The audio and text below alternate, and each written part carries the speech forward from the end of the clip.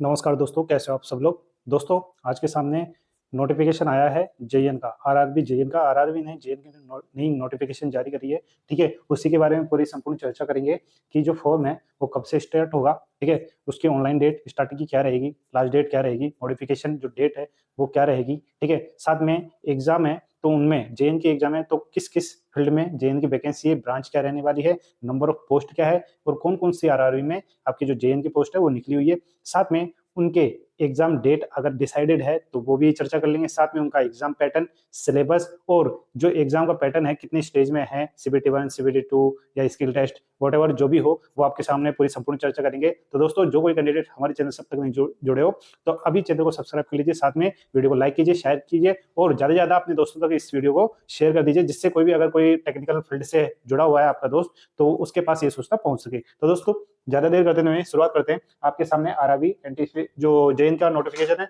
वो यहाँ पे दिया गया है। ठीक है, आप देख सकते हो ये 5th नंबर का नोटिफिकेशन है 2025 का। ठीक है, यहाँ पे आप सामने देख सकते हो requirement of the post junior engineers, depot material superintendent, chemical and metallurgical assistant, इस टाइप की आपकी जेईएन की वैकेंसी रहने वाली है। ठीक है, साथ में बात कर लेंगे आपको यहाँ पे आपकी की ऑनलाइन जो डेट है आपकी वो क्या रहने वाली है। ऑनलाइन डेट आपके सामने साफ साफ यहाँ पे आप देख सकते हो। ठीक है, आप वीडियो को पॉज करके भी डेट देख सकते हो। ठीक है, आपकी जो ऑनलाइन डेट है, ठीक है, ओपनिंग डेट वो रहने वाली है 31 अक्टूबर। ठीक है, 31 अक्टूबर से आपका जो फॉर्म है वो स्टार्ट हो जाएंगे फॉर्म फिल होना। लास्ट डेट की बात करते हैं तो लास्ट डेट रहेगी आपकी 30 नवंबर को रात के 12 बजे तक। ठीक है, रात के 12 बजे तक आप अपना फॉर्म है वो फिल कर सकते हो। ठीक है, साथ में आपका इसमें पेमेंट होगा। ठीक है, जब आप अपना एप्लीकेशन फॉर्म फिल कर दोगे तो आपको निश्चित एक पेमेंट ऑप्शन होगा, 250 रुपए 500 रुपए कैटेगरी वाइज अलग अलग होता है, वो पेमेंट करना होता है। उसकी भी लास्ट डेट ये है कि 2 दिसंबर तक। ठीक है, यहाँ पे साफ दिया गया है 2 दिसंबर तक आप अपना पेमेंट है वो कर सकते हो, पे कर सकते हो। साथ में अगर आपके एप्लीकेशन फॉर्म में कोई भी गलती हुई है, ठीक है, किसी भी प्रकार की मिस्टेक हो गई है तो उसको सुधारने के लिए मॉडिफिकेशन के लिए भी डेट दी है। डेट आएगी मॉडिफिकेशन की, मॉडिफिकेशन विंडो ओपन होगी कब से, 3 दिसंबर से लेके 12 दिसंबर। तो दोस्तों, बहुत ज्यादा टाइम दिया मॉडिफिकेशन का, क्योंकि वैकेंसी है हर बार नहीं आती, हालांकि 2 साल से रिपीटेशन हो रहा है। ठीक है, और आगामी भी सालों में यही उम्मीद है कि वापस कंटिन्यू बढ़ती आए। ठीक है, इन दौरान आप अपना मॉडिफिकेशन कर सकते हो। इसके बाद में आते हैं नेक्स्ट, जो सभी को जानने की जरूरत है कि आपकी जो जेईएन की पोस्ट है, नंबर ऑफ पोस्ट कितनी आई है, सैलरी क्या रहने वाली है। ठीक है, वो सारी संपूर्ण चर्चा करेंगे इस टेबल के थ्रू। ठीक है, आप सामने देख सकते हो, ये आपके सामने है। सबसे पहले आपकी जेईएन जूनियर इंजीनियर, ठीक है, depot material superintendent and chemical and metallurgical assistant. तो दोस्तों, आरआरबी में यानी रेलवे की जितनी भी जोन होते हैं, यूनिट्स होती है, उनमें कहीं कहीं जेईएन की वैकेंसी होती है। अलग अलग जेईएन का काम होता है, अलग अलग फील्ड होती है, बहुत सारी फील्ड होती है रेलवे में। ठीक है, जो इसकी पे लेवल है वो L6 की रहने वाली है। अब दोस्तों, L6 जो पे लेवल है सेंट्रल का, उसमें जो बेसिक सैलरी बनती है वो 35,400 बनती है। ठीक है, बेसिक सैलरी के ही आधार पे आपके अलाउंसेज होते हैं सेंट्रल के, वो एड होते हैं, और सेंट्रल के जितने भी अलाउंसेज एड होते हैं इसमें, ठीक है, वो प्लस होते जाते हैं। तो अप्रोक्सीमेटली ये मान के चलिए आपकी जो सैलरी है वो अप्रोक्सीमेट 60 से लेके आपके 75,000 के आसपास यहाँ पे जो सैलरी है आपकी महीने की बनेगी। ठीक है, और साथ में आपकी कौन सी जगह है आपकी पोस्टिंग, ठीक है, जो सिटी है XYZ सिटी, ये डिपेंड करता है कि कौन सी सिटी आपकी, ये 3 कैटेगरी में बटा होता है XYZ। ठीक है, इनके ही आधार पे इनके अलाउंसेज अलग अलग डिफरेंट होते हैं, एचआरए अलग होते हैं। तो ये मान के चलिए 5,000 के आसपास का आपका जो डिफरेंस है वो देखने को मिलेगा। साथ में एज रिलैक्सेशन की तो बात करेंगे, पर मेन आपका जो एज का क्राइटेरिया है उसकी बात करते हैं। मिनिमम एज आपकी 18 रहने वाली है और मैक्सिमम आपकी 33। ठीक है, ये आपकी क्राइटेरिया है एज का।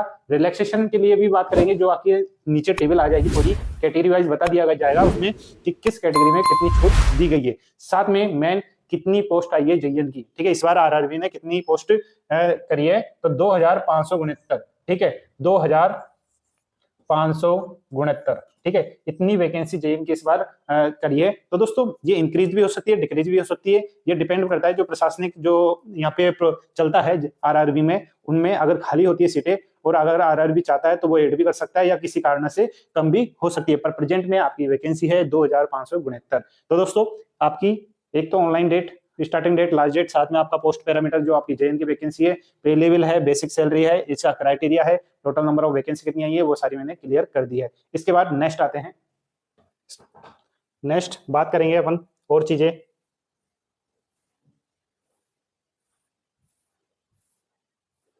एक चीज दोस्तों, जब आप अपना जो इसमें मेन एक पॉइंट और आता है, after the submission of the online application form, ठीक है, and payment of applicable fees, ठीक है, जो यानी आपके एप्लीकेशन फॉर्म में आपने जो भी ऑनलाइन एप्लीकेशन फॉर्म भरा है और आपने पेमेंट करा है, ठीक है, उसके बाद में विश यानी अगर चाहता है कैंडिडेट विश करना क्या मॉडिफाई के लिए, तो दोस्तों जैसे मैंने बताया कि स्टार्टिंग में आपका मॉडिफिकेशन की डेट भी दी जाएगी, तो आप उस चीज के लिए निश्चिंत रहिए, ठीक है। आपकी 3 दिसंबर से लेके 12 दिसंबर के बीच में आपका मॉडिफिकेशन ओपन होगा, ठीक है। उसके लिए आपको चार्ज करना पड़ेगा यहाँ पे 250 रुपए का आपको पेमेंट करना पड़ेगा, जो कि नॉन रिफंडेबल होगा, ठीक है, नॉन रिफंडेबल होगा, इस चीज का आपको ध्यान रखने हैं।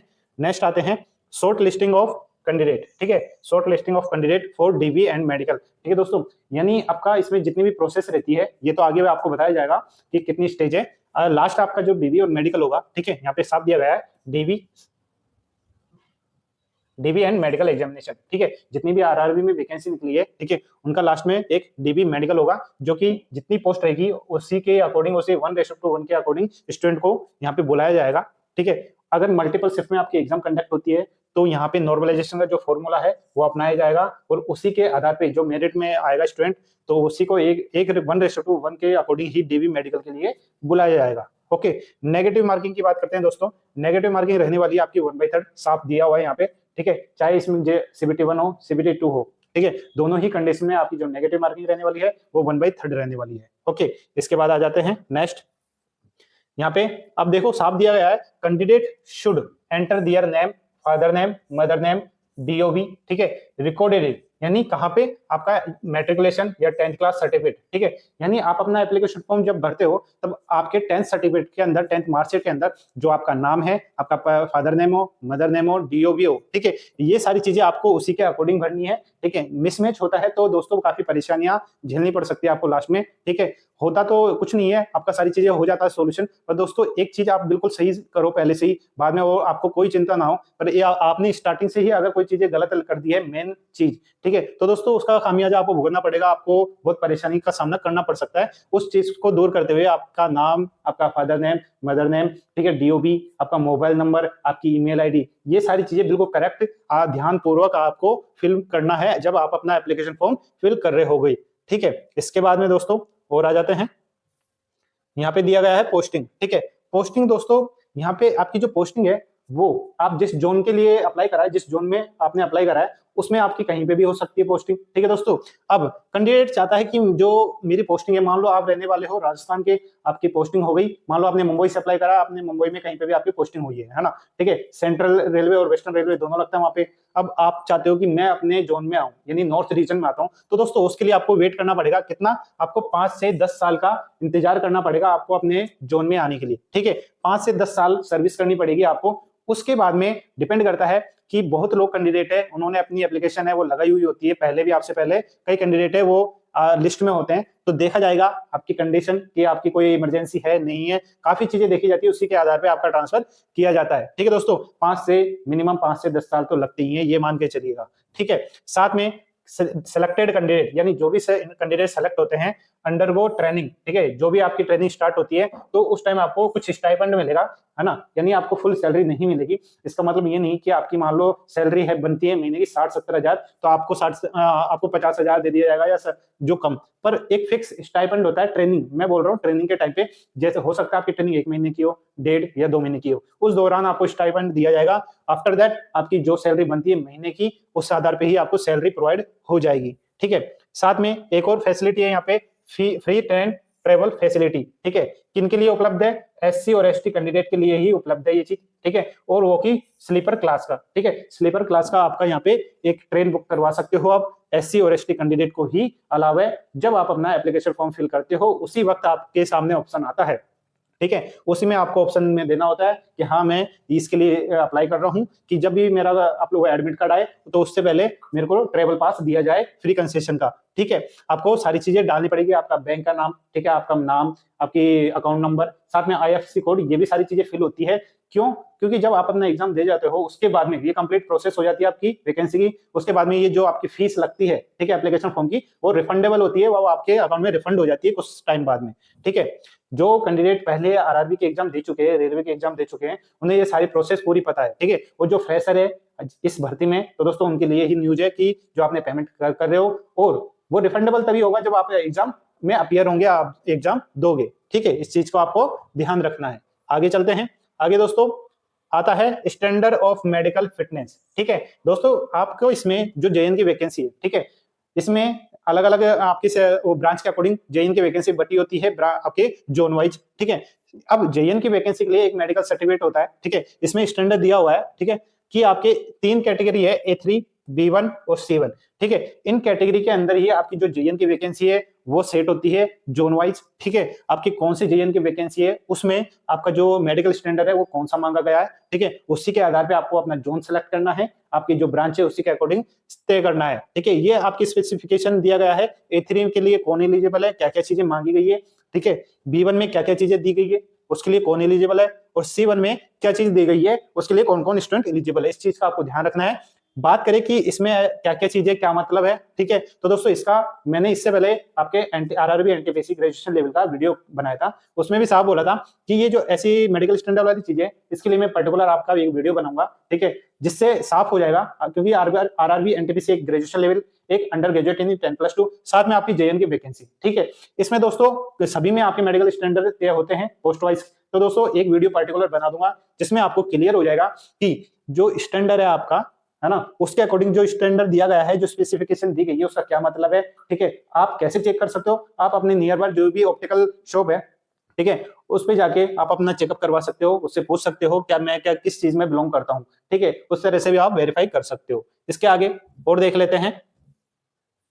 इसमें दोस्तों एक चीज और दी गई है, कैंडिडेट विद लेसिक सर्जरी, यानी अगर किसी कैंडिडेट ने लेसिक सर्जरी करवा रखी है, आंखों की करवा रखी है, उसके लिए बता दिया, ठीक है। लेसिक किसी भी प्रकार की हो सकती है, उसके लिए दिया गया है मे बी एलिजिबल, ठीक है। अगर किसी कैंडिडेट ने कोई लेसिक सर्जरी करवा रखी है तो मे बी एलिजिबल हो जाएगा। किस कंडीशन में, वो दिया गया है मेडिकल स्टैंडर्ड B1 सब्जेक्ट के अकॉर्डिंग, ठीक है। B1 बोला है मैंने, ये चीज ध्यान रखना है आपको, B1 स्टैंडर्ड के अकॉर्डिंग सेट होगा।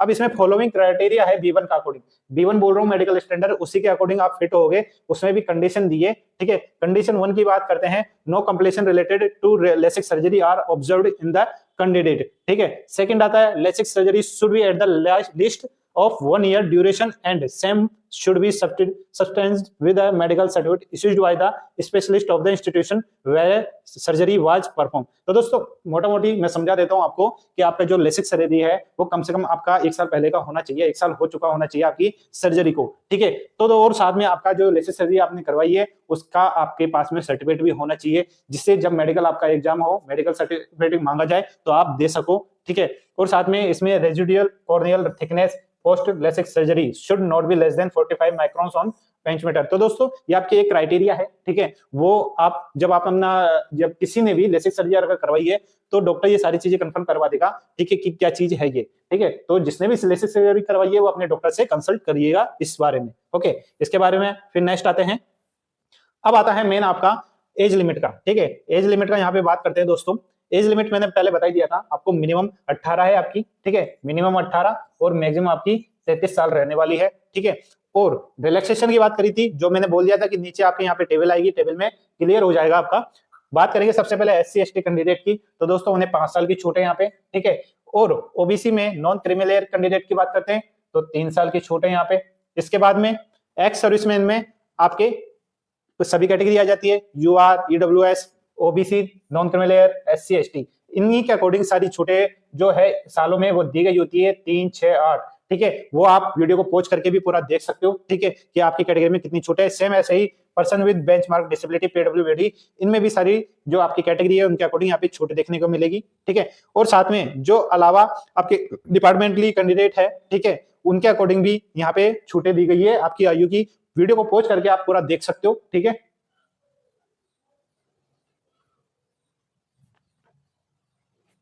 तो दोस्तों आपने वीडियो पॉज करके देख लिया होगा, जो भी कैंडिडेट जिस भी कंडीशन में बिलोंग करता है वो अपनी क्राइटेरिया देख लिए ना, है ना। इसके बाद में मेन आता है आपका एजुकेशन क्वालिफिकेशन। तो दोस्तों आपका जो एजुकेशन क्वालिफिकेशन है, आपकी नीचे टेबल दी गई है, ठीक है, एनेक्सर ए। टेबल ए में आपका पूरा क्राइटेरिया बताया गया है कि आपकी जो जेएन की पोस्ट है, ठीक है, ब्रांच कौन से होने वाली है, ठीक है, उस ब्रांच की अगर सब ब्रांच दी गई हुई है तो वो कौन कौन सी है, तो उसमें एजुकेशन क्वालिफिकेशन क्या क्या दी गई है, तो वो सारी चीजें आपको नीचे बता दी जाएगी, ठीक है। नेक्स्ट आते हैं आप एग्जाम फीस की बात करते हैं। जैसे मैंने बताया एप्लीकेशन फॉर्म के बाद में आपका यहाँ पे फीस लगने वाली है, ठीक है।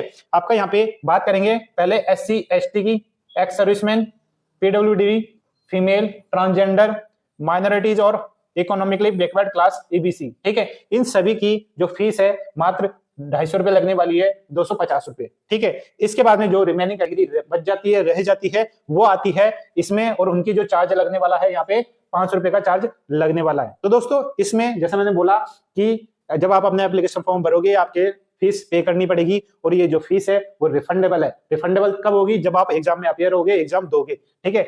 इनकी बात करते हैं तो 400 रुपए आपको यहाँ पे मिल जाएगा, 500 की फीस है, 400 आपको रिफंड हो जाएगा। साथ में इस कैटेगरी में आपको पूरा 250 रुपए रिफंड हो जाएगा, ठीक है। ये पूरी प्रोसेस, जब पूरी प्रोसेस हो जाती है वैकेंसी की, उसके बाद ही कुछ टाइम बाद में आपके अकाउंट में आ जाएंगे। इसलिए एप्लीकेशन फॉर्म में आपकी पूरी डिटेल मांगी जाती है, आपका नाम, आपका bank holder name, account number, IFSC code, इसलिए सारी चीजें बिल्कुल करेक्ट भरना होता है, जैसे मैंने स्टार्टिंग में बोला था आपको। अब आते हैं रिफंड फॉर एग्जामिनेशन फीस, ठीक है। जैसे मैंने बोला कि रिफंड होगी फीस, वो दे दिया है। जैसे इसमें बोला है CBT 1, ठीक है, यानी CBT 1 के टाइम पे आपका जो भी फीस लगेगी वो रिफंड हो जाएगा। मैंने बोला था बैंक का नाम आएगा, अकाउंट होल्डर नेम आएगा और account number and IFSC code आएगा। ये सारी चीजें आपको बिल्कुल फिल करनी है, मैंडेटरी है और बिल्कुल करेक्ट भरनी है, तो ही आपका अकाउंट में आएगा, नहीं तो किसी और अकाउंट में चला जाएगा, ठीक है। अगर आप चाहते हो किसी और अकाउंट में जाना तो आप गलत भर सकते हो। आप चाहते हो अपने ही अकाउंट में आना तो आप अपने अकाउंट में जो नंबर है, अकाउंट नंबर, नाम, IFSC कोड, वो बिल्कुल करेक्ट भरना है, ठीक है। अब आ जाते हैं नेक्स्ट।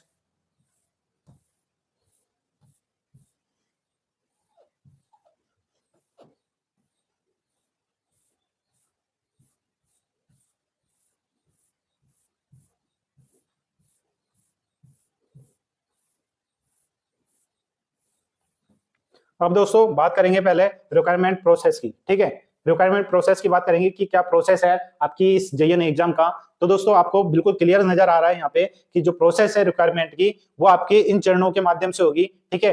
डायरेक्ट बताता हूँ, सबसे पहले आपका लगेगा CBT 1, फर्स्ट स्टेज बोल देते हैं जिसे, ठीक है। उसके बाद लगेगा आपका CBT 2, ठीक है, उसे सेकेंड स्टेज बोल दिया जाता है। CBT यानी कंप्यूटर बेस्ड टेस्ट। उसके बाद में जो भी कैंडिडेट पास होते हैं, ठीक है, उनका किया जाएगा यहाँ पे DB यानी डॉक्यूमेंट वेरिफिकेशन। आफ्टर दैट जिनका DB सक्सेसफुल हो जाता है, ठीक है, उनका किया जाएगा मेडिकल एग्जामिनेशन। और मेडिकल एग्जामिनेशन मैंने पहले ही बताया था, आपकी जो पोस्ट है, जो जिस जोन में है, ठीक है, जिस मेडिकल स्टैंडर्ड के अकॉर्डिंग आपने फिल करा है, तो उसी के अकॉर्डिंग यहाँ पे आपको परखा जाएगा, आपकी जांच हुई जाएगी, जितने सर्टिफिकेट आपसे मांगे जाए और आपको प्रेजेंट करने हैं मेडिकल एग्जामिनेशन के बेस पे, ठीक है। इसके बाद में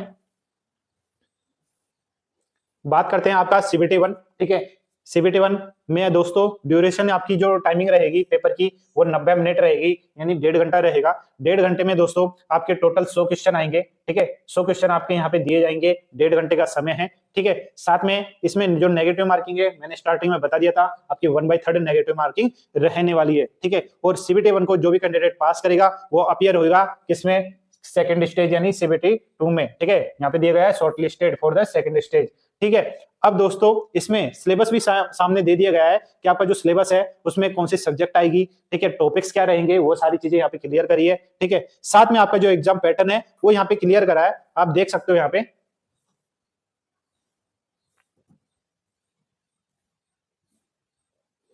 ठीक है। यहाँ पे आप देख सकते हो बिल्कुल क्लियर, आपके पहले यहाँ पे मैथमेटिक्स आएगी,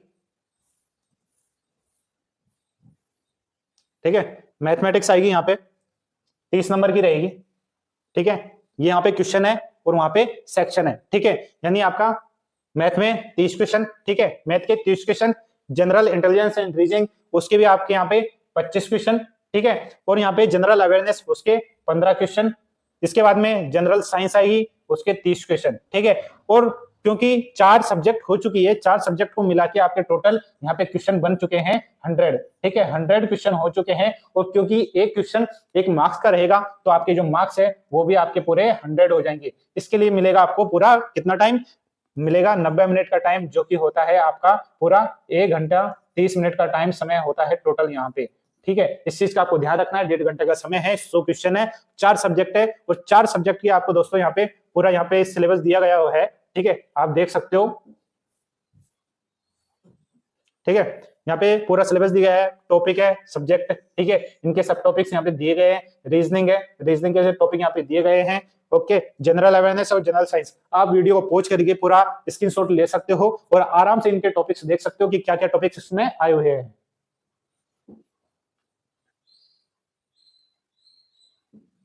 तो दोस्तों आगे चलते हैं हम। अब दोस्तों जैसे मैंने बोला था, आपकी सीबीटी 1 हो या सीबीटी 2 हो, ठीक है, दोनों में जो नेगेटिव मार्किंग रहने वाली है, आपकी नेगेटिव मार्किंग रहने वाली है, वो 1/3 ऑफ मार्क्स रहने वाली है, ठीक है, उसी के आधार पर आपके डिडक्शन होगा यहाँ पे, ओके। साथ में आपका यहाँ पे सेकंड स्टेज की बात करते हैं, ठीक है। सेकंड स्टेज में दोस्तों कौन कैंडिडेट अपीयर होगा, जितने नंबर ऑफ पोस्ट दी गई है, ठीक है, आपके उसके 15 गुना, ठीक है, 15 टाइम्स यहाँ पे साफ दिया गया है, 15 टाइम्स ही स्टूडेंट आपके सीबीटी 2 में स्टेज 2 में अपीयर होंगे, ठीक है। और जो सीबीटी 2 है उसके लिए टाइमिंग यहाँ पे 120 मिनट यानी 2 आवर, ठीक है, 2 आवर यहाँ पे आपको दिया जाएगा, और यहाँ से 150 क्वेश्चन आपको यहाँ पे देखने को मिलेंगे, ठीक है। 150 आपके 150 क्वेश्चन है, टाइम है आपके 2 घंटे का टाइम, ठीक है। और यहाँ पे आपको पूरा सिलेबस देख सकते हो, ठीक है, सिलेबस यहाँ पे पूरा दिया गया है कि क्या क्या चीजें आपको दी गई है, ठीक है। यहाँ पे आपको पूरा पूरा यहाँ पे दिया गया है जनरल अवेयरनेस, जितने भी आपके सब्जेक्ट है यहाँ पे सब्जेक्ट है, ठीक है, और यहाँ पे इनके सब टॉपिक्स, ठीक है, ये मैं आप स्क्रीनशॉट ले सकते हो एक बार इसका पूरा, जिससे आप आराम से देख सकते हो कि सब्जेक्ट के क्या क्या टॉपिक है, ठीक है। दोस्तों आगे चलते हैं। अब जो पैटर्न है आपकी एग्जाम का सीबीटी 2 का, वो बात करते हैं। आपके सेम इसमें 5 सब्जेक्ट हो जाती है टोटल। सीबीटी 1 में 4 सब्जेक्ट थी, इसमें आपका टेक्निकल भी ऐड हो जाता है, ठीक है। जनरल अवेयरनेस में 15 क्वेश्चन बनेंगे, फिजिक्स एंड केमिस्ट्री के 15 क्वेश्चन बनेंगे, बेसिक कंप्यूटर एंड एप्लीकेशन के 10 क्वेश्चन है, साथ में basic of environment and pollution control इसके भी 10 क्वेश्चन है, साथ में आपका क्योंकि जेईएन की वैकेंसी है, आपकी टेक्निकल फील्ड है, तो दोस्तों उसके आपके यहाँ पे 100 क्वेश्चन बनेंगे। इस तरह से दोस्तों आपका जो क्वेश्चन है, नंबर ऑफ क्वेश्चन है वो 150 हो जाते हैं, और क्वेश्चन एक मार्क्स का रहने वाला है, तो टोटल जो मार्क्स है वो 150 हो जाएंगे, ठीक है। और टाइमिंग मिलेगा आपको 120 मिनट का टाइम, जो कि कितना हो जाता है आपका 2 घंटे का समय यहाँ पे हो जाता है, ठीक है। दोस्तों क्लियर हो गया आपको सीबीटी 1 सीबीटी 2 का exam pattern, syllabus, negative marking 1/3 रहने वाली है, मैंने क्लियर कर ही दिया है, ठीक है।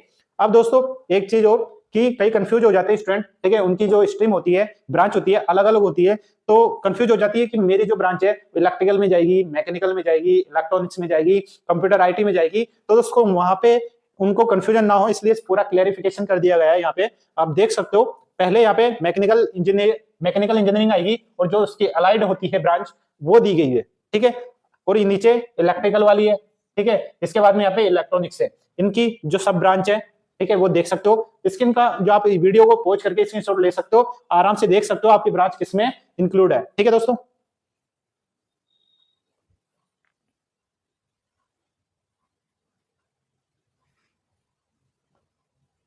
ओके दोस्तों, स्क्रीनशॉट ले लिया होगा, आप आराम से अपनी जो ब्रांच है वो देख सकते हो कि मैकेनिकल में है, इलेक्ट्रिकल में है या इलेक्ट्रॉनिक्स में, किसमें आपकी अलाइड सब जो ब्रांच है वो बिलोंग हो रही है, ठीक है दोस्तों। नेक्स्ट आते हैं दोस्तों, लास्ट आती है सिविल इंजीनियरिंग की, उसकी आपके यहाँ पे ब्रांच देख सकते हो, सब ब्रांच, ठीक है। और उसके अलावा बीएससी केमिस्ट्री एंड फिजिक्स जो कि सीएमए ग्रुप में आता है, ठीक है, वो भी यहाँ पे दी गई है, वो भी देख सकते हैं यहाँ पे, ठीक है दोस्तों। यहाँ पे साफ दिया है short listing candidates for second stage, ठीक है। सेकंड स्टेज में जो भी कैंडिडेट पास होते हैं तो दोस्तों वो अपीयर होते हैं डीवी के लिए, ठीक है, डीवी के लिए लिस्ट निकलती है, उसमें उनका नाम होता है, ठीक है। इसके बाद में नॉर्मलाइजेशन मार्क्स, यानी मल्टीपल शिफ्ट में आपकी एग्जाम कंडक्ट होगी, तो आपका नॉर्मलाइजेशन फॉर्मूला अपनाया जाएगा, आपकी मेरिट है वो नॉर्मलाइजेशन मार्क्स के आधार पे बनेगी, ठीक है। इसके बाद में आ जाते हैं, ये आपका पूरी प्रोसेस दी गई है कि आपका जो नॉर्मलाइजेशन जो फॉर्मूला है किस तरह से काम करता है, कौन सा फॉर्मूला है जो अपनाया जाता है, ठीक है, यहाँ पे साफ देख सकते हो आप। आप भी इसी तरीके से अपना आधार तय कर सकते हैं कि मल्टीपल शिफ्ट में मल्टीपल अगर स्टूडेंट बैठे हैं तो उस आधार पे क्या एक क्राइटेरिया हो सकता है मेरिट का, कट ऑफ का। ठीक है, यहाँ पे डॉक्यूमेंट वेरिफिकेशन के बारे में बताया गया है कि आपका जब डॉक्यूमेंट वेरिफिकेशन हो जाता है, मतलब जब आपकी मेरिट तय हो जाती है, उसके बाद में डीवी के लिए बुलाया जाता है, तो किस आधार पे किसको प्रायोरिटी दी जाए, वो सारी चीजें यहाँ पे दी गई है। इसके बाद में मेन आता है हाउ टू अप्लाई। तो दोस्तों जो कोई कैंडिडेट फर्स्ट टाइम अप्लाई कर रहे हैं, अपने सिस्टम से कर रहे हैं, ई मित्र से जाके करवा रहे हैं, तो दोस्तों उनके एक जनरल नॉलेज के लिए पूरा प्रोसेस है। आप भी घर बैठे अपने पीसी पे, ठीक है, आप अपना फॉर्म अप्लाई कर सकते हो। सारी डिटेल बिल्कुल करेक्ट दी गई है। आपको सारी चीजें अगर भरना हो तो इस प्रोसेस को देख के आप पूरा यहाँ पे फॉर्म भर सकते हो। ठीक है, आपको यहाँ पे कोई परेशानी नहीं होगी फिल करने में। ठीक है, पहले आपको यहाँ पे क्रिएट अकाउंट करना होगा, यानी आपकी जो वेबसाइट है, ठीक है, वेबसाइट पे जब जाओगे आप, तो आपको वहाँ पे ऊपर क्रिएट एन अकाउंट रजिस्टर्ड, तो इस तरह के आपको ऑप्शन दिखाई देंगे। तो सबसे पहले अगर फ्रेशर है तो आपको क्रिएट अकाउंट करना है। ठीक है, वो क्रिएट अकाउंट जब कर लोगे, ठीक है, उसके बाद में अकाउंट क्रिएट करने में आपका नाम, आपका DOB, email ID, mobile number, father name, mother name, ये सारी चीजें मांगी जाएगी। आपको बिल्कुल सारी इंफॉर्मेशन बिल्कुल करेक्ट डालनी है 10th मार्कशीट सर्टिफिकेट के आधार पे। ठीक है, इस चीज को आपको ध्यान रखना है। आगे आते हैं, यहाँ पे देख सकते हो लाइव फोटो कैप्चरिंग। ठीक है, यानी जब आप अपना एप्लीकेशन फॉर्म फिल करोगे तब लाइव फोटो आप कैप्चर होगी। ठीक है, उसके लिए जो दिशा निर्देश है वो सारी चीज दी गई है कि क्या क्या कंडीशन है, उसके आधार पर ही आपकी जो लाइव फोटो है वो क्लिक होगी। ठीक है, यहाँ पे देख सकते हो पूरे जो बैकग्राउंड है बिल्कुल कंट्रास्ट में होना चाहिए। ठीक है, प्रेफरेबली इन डार्क कलर्स। ठीक है, और नॉन व्हाइट क्लोथिंग। ठीक है, यानी डार्क कलर हो आपका, बिल्कुल कुल मिला के आपकी जो फोटो है, ठीक है, आपका चेहरा है वो बिल्कुल क्लियर आना चाहिए। आपको इस चीज का ध्यान रखना है। ठीक है, और साथ में देख लेते हो और क्या चीजें जरूरी है। Do not wear a cap, यानी आप कैप लगा के नहीं आ सकते। ठीक है, यानी मैं बता देता हूँ, जैसे ये कैप है मैंने लगा ली है, ठीक है, अब मैं ये लगा के लाइव फोटो नहीं ले सकता। ठीक है, इस चीज को आप समझ सकते हो, लाइव फोटो मैं नहीं ले सकता, मेरे को सिंपल जैसे मैं हूं वैसे ही लेना है। और साथ में यहाँ पे दिया गया है mask, glasses, spectacles will capturing the photograph, यानी आपके चाहे से मेरा ये चश्मा ही क्यों ना हो, ये भी हटा के मेरे को कैप्चर करना पड़ेगा लाइव फोटो। इस चीज का आपको ध्यान रखना है। तो आपको बिल्कुल दिशा निर्देश जो दिए गए हैं उसी के आधार पे आपको अपना यहाँ पे फॉर्म में फिल करना है, लाइव कैप्चर करना है फोटो। ओके, नेक्स्ट आ जाते हैं मैंडेटरी स्कैन डॉक्यूमेंट। ठीक है, कुछ मैंडेटरी डॉक्यूमेंट है किनके लिए, SC ST वालों के लिए, क्योंकि वो फ्री ट्रेवल का जो पास है वो उसके लिए अप्लाई करते हैं। और जब अप्लाई करते हैं तो डिटेल भी डालनी होती है, साथ में आपका जो कास्ट सर्टिफिकेट है वो भी अपलोड करना होता है, सेंट्रल वाला, not state caste certificate. Okay, clear है। इसके बाद में सिग्नेचर की बात आती है। तो दोस्तों यहाँ पे सिग्नेचर है वो ब्लैक इंक पेन से होना चाहिए। ठीक है, मैं जो ज्यादा जनरली ब्लू इंक का यूज होता है, पर इसमें स्पेसिफिक कर दिया गया है कि आपका जो साइन है ब्लैक इंक से होना चाहिए। इस चीज का आपको ध्यान रखना है, क्योंकि रिजेक्ट भी हो सकता है आपका फॉर्म, आपकी इतनी मेहनत पैसा सब बेकार जा सकता है। ठीक है, यहाँ पे पूरा दिया गया है सिग्नेचर का जेपीजी फॉर्मेट में होना चाहिए, 30 से 49 केबी की बीच की साइज होनी चाहिए। ठीक है, डायमेंशन भी दिया गया है। ठीक है, आपका जो माई कंप्यूटर है उसमें एप्लीकेशन आती है पेंट के नाम से। ठीक है, उसमें भी आप ये चीजें बना सकते हो। ठीक है, यहाँ पे पूरा स्पेसिफिक दिया हुआ है सिग्नेचर में, नॉन व्हाइट बैकग्राउंड होना चाहिए। ठीक है, साथ में ब्लॉक और कैपिटल लेटर में नहीं होना चाहिए। ठीक है, आगे आते हैं, इंपोर्टेंट क्या होगा, सबसे पहले आपका एग्जाम लगेगा। ठीक है, आपका CBT 1 लगेगा। ठीक है, उसके बाद में CBT 2 लगेगा। उसके बाद में जब इन दोनों को क्लियर कर लोगे उसके बाद में डॉक्यूमेंट वेरिफिकेशन होगा। और उसके बाद में अगर फिट हो, आपकी जो डॉक्यूमेंट सारे बिल्कुल सही पाए जाते हैं, तो आपका यहाँ पे मेडिकल एग्जामिनेशन होगा। और मेडिकल एग्जामिनेशन में अगर आप फिट पाए जाते हो तो लास्ट में आपको जहां के लिए आपने अप्लाई करा है वहां पे अपॉइंटमेंट आपको मिल जाएगा। ठीक है, और कास्ट सर्टिफिकेट की जैसे मैंने बात करी थी, फ्री ट्रेवल पास के लिए, तो उसके लिए सारी चीज दी गई है। जो आपका कास्ट सर्टिफिकेट है वो PDF फॉर्मेट में होना चाहिए, 400 KB के यहाँ पे दिया गया है। File size should be less then, यानी 400 KB के बीच में, यानी नीचे आना चाहिए। ठीक है, जो सर्टिफिकेट है वो स्कैन क्लियर होना चाहिए, इजीली बिल्कुल रीडेबल होना चाहिए। ओके, इस तरह का आपको अपलोड करना है। ओके, आगे आ जाते हैं।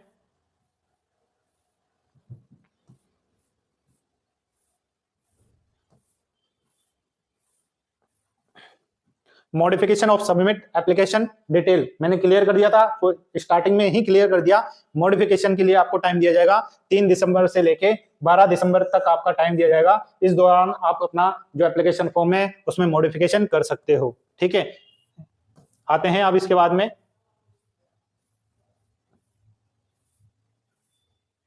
फ्री ट्रेवल फैसिलिटी बता दिया था, ओनली SC और ST कैंडिडेट को ही यहाँ पे ये फैसिलिटी ओपन होगी। ठीक है, ओके, इसके बाद में ड्यूरिंग द सीबीटी डीबी और medical examination must be colour size photograph, यानी जब भी आपका सीबीटी 1 हो, सीबीटी 2 हो, डीबी हो, मेडिकल एग्जामिनेशन हो, उन दौरान आपको अपना जो कलर पासपोर्ट साइज फोटो है, ठीक है, नॉट ओल्डर देन 2 मंथ्स, यानी 2 महीने पुराना नहीं होना चाहिए, लेटेस्ट होना चाहिए। जब भी आपका CBT 1, CBT 2, dB, medical examination हो, उन दौरान आप अपना 2 महीने से ज्यादा पुराना ना हो, वो आपका पासपोर्ट साइज फोटो कलर्ड वाला ले जाना है। उसके बाद में verification of original document and format certificate. तो दोस्तों आपके जब आपका डीबी होगा तब आपका जितने भी ओरिजिनल डॉक्यूमेंट है वो सारे ले जाने होंगे, उनकी फोटोकॉपीज है, कम से कम 2-3 सेट बना के रखना अगर डीबी तक पहुंचते हो तो, ठीक है। और कौन कौन से डॉक्यूमेंट अटैच होंगे वो सारी जानकारी आपको उस टाइम पे बता दी जाएगी। ओके, आगे चलते हैं।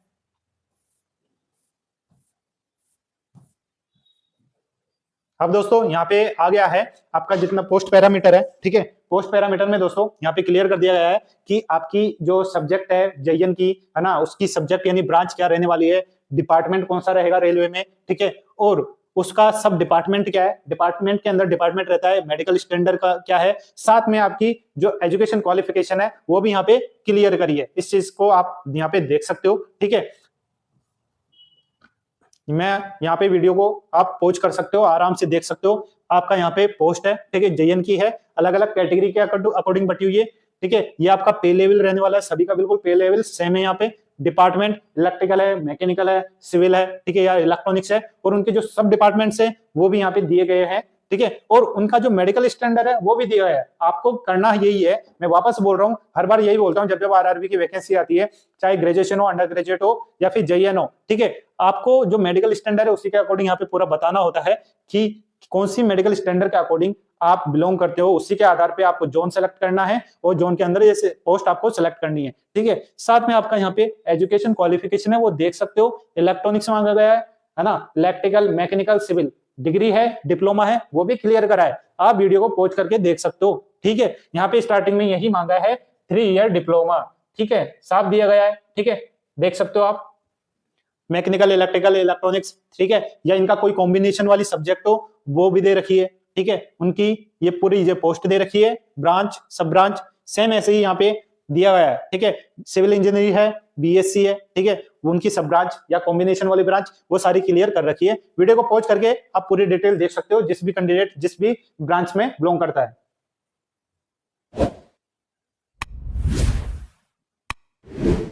तो दोस्तों आपने ले लिया होगा स्क्रीनशॉट, आप आराम से देख सकते हो, ठीक है। नेक्स्ट आते हैं, यहाँ पे और क्वालिफिकेशन यहाँ पे देख सकते हो आप, ठीक है। अलग अलग जेईएन की पोस्ट है, नाम अलग है, ब्रांच अलग है, सब ब्रांच अलग है, मेडिकल स्टैंडर्ड अलग अलग है, साथ में उनकी क्वालिफिकेशन भी अलग है, ठीक है। किसी भी कैंडिडेट को अगर कोई कंफ्यूजन होता है तो कमेंट बॉक्स में कमेंट कर सकते हैं, कोई दिक्कत नहीं। आपको समझ में आ जाता है वेल ओके, ठीक है, नहीं समझ में आता कमेंट बॉक्स में कमेंट कर देना, मैं आपको वहां पे क्लियर कर दूंगा, ठीक है। आप देख सकते हो, वीडियो को पॉज कर देना, कोई दिक्कत नहीं है, वीडियो को पॉज करके स्क्रीनशॉट ले सकते हो, ठीक है। और इसकी जो पीडीएफ है मैं आपको अवेलेबल करवा दूंगा अपने टेलीग्राम ग्रुप में, वहां जाके भी आप अपना जो ये इसका पूरा पीडीएफ का नोटिफिकेशन है वो देख सकते हो। ओके, नेक्स्ट चलते हैं।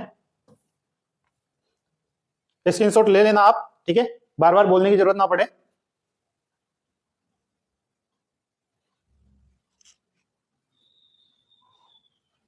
ठीक है दोस्तों, आगे चलते हैं।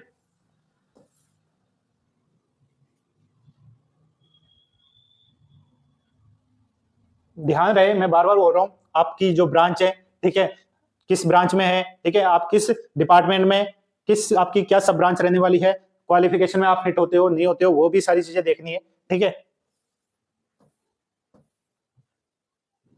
अब दोस्तों यहाँ पे आप साफ देख सकते हो डिटेल्स ऑफ मर्ज कैटेगरी, ठीक है, यानी कुछ जो आपकी यहाँ पे पोस्ट है, डिपार्टमेंट है, ठीक है, वो मर्ज किए गए हैं, वो आप पोस्ट के हिसाब से मान लो, ब्रांच के हिसाब से मान लो, ठीक है।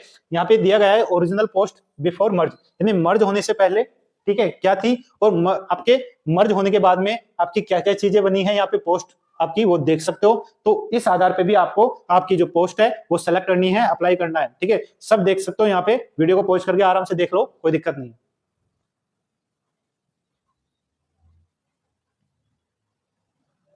ठीक है, नेक्स्ट अब आ जाती है आपकी वैकेंसी वाली टेबल कि आपकी किस जोन में कितनी कितनी वैकेंसी दी गई है, ठीक है, कैटेगरी वाइज क्या क्या है, number of, total number of कितनी है, कैटेगरी में टोटल कितनी है, पूरा क्लासिफिकेशन यहाँ पे क्लियर कर रखा है आपको, यहाँ पे पूरा साफ दिया गया है, साफ देख सकते हो आप, ठीक है। मैं डायरेक्ट जो भी जोन है उनमें टोटल वैकेंसी बता देता हूँ। आपको करना क्या है, पर्टिकुलर आराम से देखना है तो स्क्रीनशॉट ले ले या वीडियो को पॉज कर सकते हो आप, ठीक है। देख सकते हो यहाँ पे वीडियो को पॉज करके स्क्रीनशॉट ले लो या वीडियो पॉज कर लो, आराम से रीड आउट कर लो, ठीक है दोस्तों।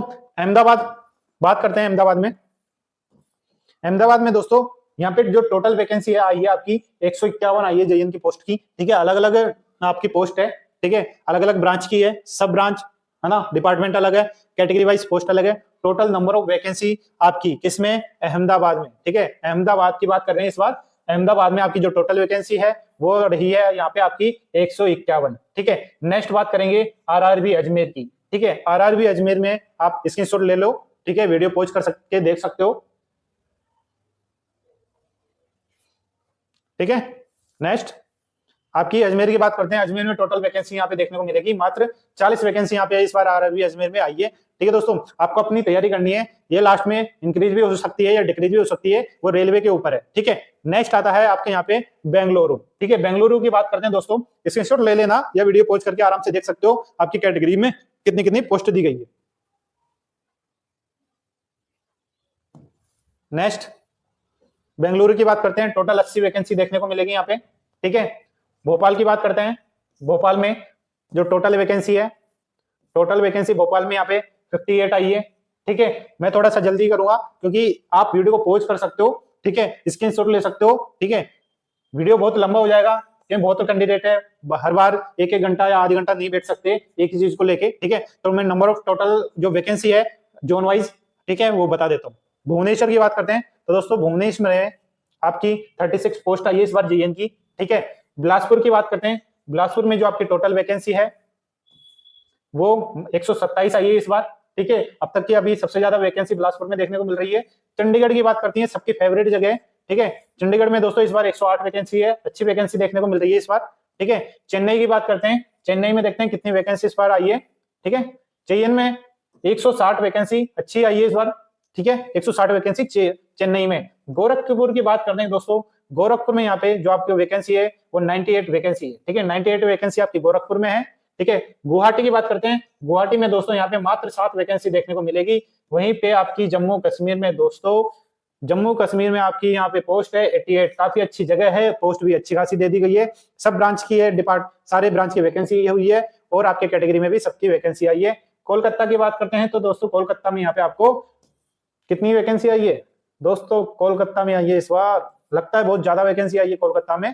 तो दोस्तों कोलकाता में अब तक की सबसे 628 वैकेंसी अब तक की सबसे ज्यादा जेईएन की वैकेंसी इसमें देखने को मिल रही है। तो दोस्तों बहुत कैंडिडेट जाते हैं कि जहां ज्यादा वैकेंसी हो वहां अप्लाई करें। तो दोस्तों ये आपका अपना स्तर है, आप किस तरह से किस जोन में अप्लाई करते हो, क्योंकि सारी ब्रांच, ठीक है, सब ब्रांच और सामने आपकी जो कैटेगरी है उसके अकॉर्डिंग सारी यहाँ पे खासियत मिल जाएगी, नंबर ऑफ वैकेंसी मिल जाएगी। मालदा की बात करते हैं दोस्तों, आरआरबी मालदा में जो टोटल नंबर पोस्ट है 45 आई है, ठीक है। आरआरबी मुंबई की बात करते हैं, मानते हैं इसमें बहुत ज्यादा आएगी, आशंका है कलकत्ता से तो ज्यादा ही आए, देखते हैं। तो दोस्तों यहाँ पे 434 वैकेंसी, ठीक है, अप्रोक्सीमेट लगभग बराबर ही है, ठीक है, आसपास ही है, पर ठीक है मुंबई कलकत्ता दोनों में बहुत ज्यादा आई है। आरआरबी मुजफ्फरनगर की बात करते हैं, ठीक है। मुजफ्फरनगर में दोस्तों यहाँ पे मात्र 23 वैकेंसी देखने को मिल रही है, ठीक है। आरआरबी पटना की बात करते हैं तो दोस्तों आरआरबी पटना में यहाँ पे आपको मात्र 50 वैकेंसी देखने को मिल रही है। प्रयागराज की बात करते हैं तो दोस्तों प्रयागराज में भी लगता है ज्यादा वैकेंसी देखने को मिलेगी इस बार, ठीक है, देखते हैं। प्रयागराज में 162 वैकेंसी है, तो दोस्तों 162 वैकेंसी प्रयागराज में। रांची की बात करते हैं दोस्तों, रांची में कितनी वैकेंसी यहाँ पे देखने को मिलेगी, रांची में दोस्तों यहाँ पे आपके 109 वैकेंसी। सिकंदराबाद, तो दोस्तों सिकंदराबाद में भी काफी अच्छी वैकेंसी होती है, अब देखना होता है कितनी वैकेंसी यहाँ पे दी गई है। इसमें भी 103 वैकेंसी यहाँ पे देखने को मिल रही है।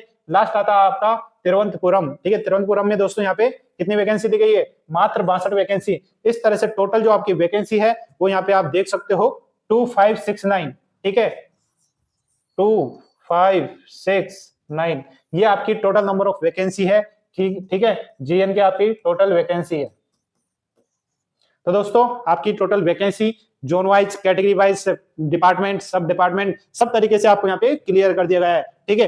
लास्ट में आपके जितने भी सर्टिफिकेट है, कास्ट सर्टिफिकेट, मेडिकल सर्टिफिकेट या कुछ भी स्पेशल आपका जो मांगा जाता है वो सर्टिफिकेट सारे यहाँ आपको देखने को मिल जाएंगे। जब भी आपका डीबी होगा तो यहाँ से आपको सर्टिफिकेट की कॉपी करना है, ठीक है, फॉर्मेट आपको यहाँ पे मिल जाएगा, ठीक है, ओके, ठीक है दोस्तों। इस तरह से आपका ये पूरा नोटिफिकेशन है पूरा क्लियर हो जाता है, ठीक है। शुरुआत में वापस आ जाते हैं, तो दोस्तों पूरा क्लियर कर दिया गया है मैंने कि आपका जो नोटिफिकेशन है जेईएन का, आरआरबी जेईएन का, इसमें क्या क्या चीजें आपसे मांगी गई है, लास्ट आपकी जो डेट है, अप्लाई डेट, वो क्या है क्या नहीं है, ठीक है, वो सारी चीजें मैंने आपको क्लियर कर दी है। तो दोस्तों इस तरह के सारा जो नोटिफिकेशन का वीडियो है मैं हमेशा लाता रहता हूँ, ठीक है। अगर कोई कैंडिडेट हमारे चैनल से अब तक नहीं जुड़े हो तो चैनल को सब्सक्राइब कर सकते हो, चैनल को शेयर कर सकते हो अपने दोस्तों, फैमिली, फ्रेंड्स, ठीक है, जिससे कोई भी अगर कोई कैंडिडेट अगर किसी चीज से वंचित रह रहा है, अगर आपने शेयर करा, उसे नॉलेज हुई, पता चला, लास्ट डेट में भी पता चला, तो दोस्तों उसके लिए तो बढ़िया ही है, ठीक है दोस्तों। और अगर वीडियो अच्छी लगे तो लाइक जरूर करिएगा, ठीक है, वीडियो को ज्यादा से ज्यादा शेयर कीजिए, और इसी तरह के नए नोटिफिकेशन अपडेट, नई वैकेंसी पाने के लिए आप हमारे चैनल से जुड़ सकते हो, चैनल को सब्सक्राइब कर सकते हो, ठीक है दोस्तों। और लास्ट में यही कहना चाहता हूँ, डेट जो लास्ट डेट होती है उससे पहले ही आप अपना फॉर्म फिल कर दीजिएगा, ठीक है। और साथ में आप किस जोन में अप्लाई कर रहे हैं, किस कैटेगरी है आपकी, number of category, medical standard क्या है आपका, वो सारी चीजें आपको यहाँ पे ध्यान रखनी है। तो दोस्तों अलविदा लेना चाहता हूँ, मिलता हूँ नए अपडेट नए नोटिफिकेशन के साथ में। धन्यवाद, जय हिंद।